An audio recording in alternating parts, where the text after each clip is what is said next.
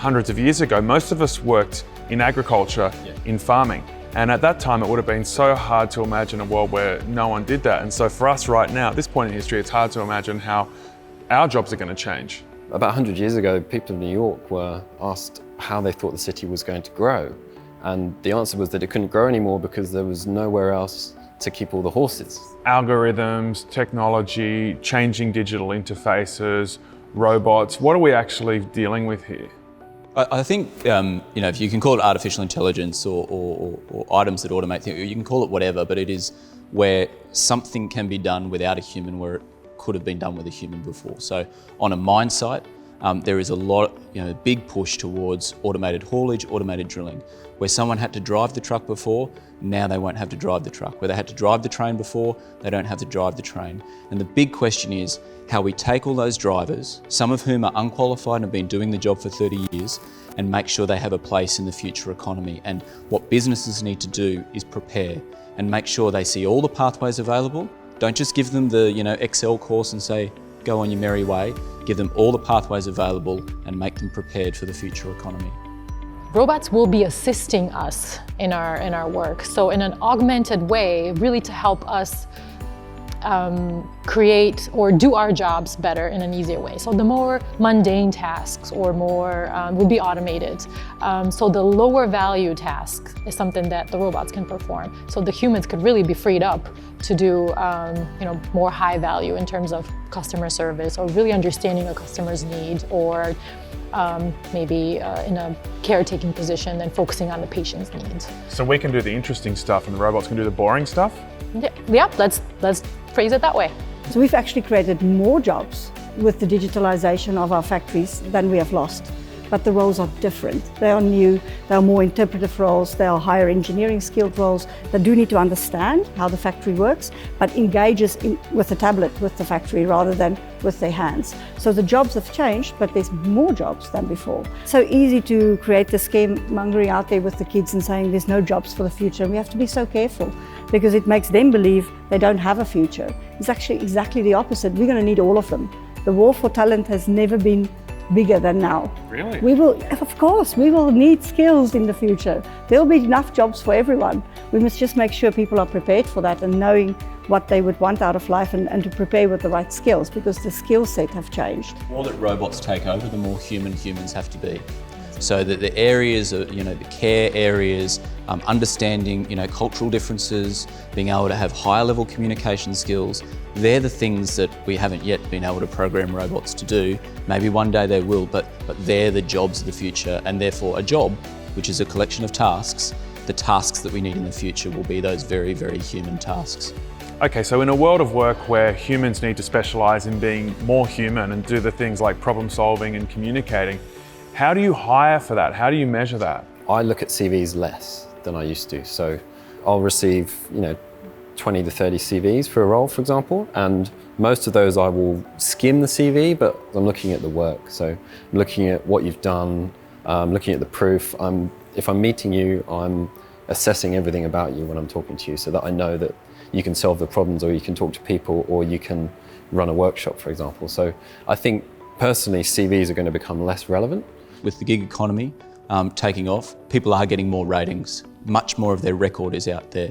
You get an understanding from reviews about things that you probably wouldn't have from a CV or a LinkedIn page. So I think as that increases, there is going to be more and more of a richness that you get from traditional CVs or presentations or applications forms or interviews. You'll be able to see a lot more than just the person meeting the first time. But the philosophy of recruitment is changing as well. We look as much at potential of an individual as we do at history, and that is really important. It means that we're not just looking for the 7-point GPA or the high ATAR score or you went to the right university. We're looking at the whole individual. Okay, so have any of you guys had really bad career advice? I'd say I just had no career advice. We were all channeled into, okay, which uni are you going to go to, and vocational training was never mentioned at my high school. Really, you just need to think about what you would love doing, what would you actually enjoy doing, and then find the career pathway for that. And be it a vet course or uni, happy days either way. Have you heard that kind of advice before? Not from schools. one thing I picked up on in this conversation is that you guys aren't really necessarily getting the right advice from school, and it's actually hearing from people who are closer to your age, just out, where you're hearing more useful stuff. It helps to know what can go wrong, I guess. And I mean, how do you feel about that dynamic where the world of work is changing so much, technology, training, it's all changing so much, but the advice we're getting from people is often 20 or 30 years out of date? Yeah, and I think just from the three of us here already, we're kind of telling you a similar story in that whatever you go with, first off, you'll find that you're going to be wanting to transition into something else anyway, and it's only going to enrich you. There is not really a right or wrong, because you'll be switching it up the whole way through your kind of work life. And what would you, if you could ask for the adults in your life, the teachers, the career advisors, your parents, to do better to help you find your way, what would it be? just show me all the options. Every single one I have, whatever it is, whether it be uni or whatever else I have options, and just give me a choice. Yeah, I know when you're in high school and you're looking at your future, which you don't understand because you don't know how the world works, it feels like you only get one chance to make the right career decision out of year 12. And thankfully, that's not the case these days, especially in Australia. Australia has this really great pathway system where you can go through TAFE into university later. So you can try different pathways to really make sure you have a good fit. And I think by creating that expectation that you have to know at 18 what you want to do going forward, young people get stressed, which is not good for their mental health. It affects their academic performance. So I think it's really about educating the students. Look, there are many ways. Explore, and then you will find what's right for you. Apprenticeships are great, but there was such a stigma around going into an apprenticeship. How can you do that? You should go to university.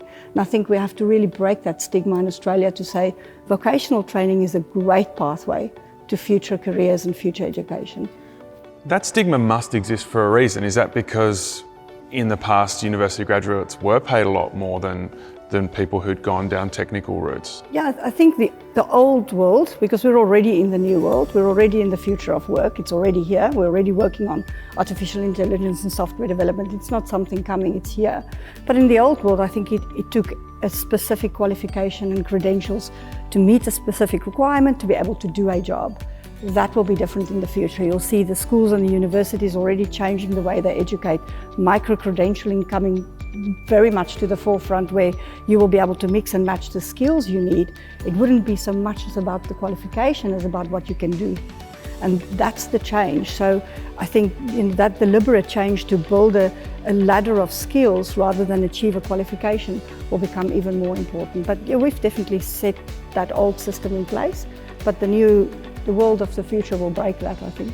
So sticking to these traditional, what we knew a secure profession is not necessarily the way to go in the future, because like Nicolette said, it would really be about skills. What skills do you bring? Do you have transferable skills that you can take from one job or even from one function to another within a company or a different company? So the trend is moving away from these traditional concepts. Over 40% of the working professionals in Australia do not have a permanent job per se, but are already working in some sort of a contract basis or freelancer, just to really developing that gig economy. So to me, I mean, 40% already, like you said, future is now. We're living it. Yeah. So your learning actually never stops. Now you just work more than you study when you're in the workplace. That makes it way more flexible to the changing needs of work. Absolutely, and well, let's face it, lifelong learning, as HR professionals, we've always been talking about lifelong learning. It's never more true than now. You cannot stop learning, and the educators has to educate as if there's no end. It's not a I've got my 4, now I can cert 4, I can stop. There will be always something else to learn. And I think with a qualification or a degree, it's I do my master's and I'm done, or I do my PhD and I'm done. It will not be like that. You'll have to return to learn new things as the world changes, because the jobs will change now, but the jobs will keep on changing. And I think vocational learning has the fastest way to adjust to that, which is why it is now. And I think we have to return to giving people practical and theoretical experience.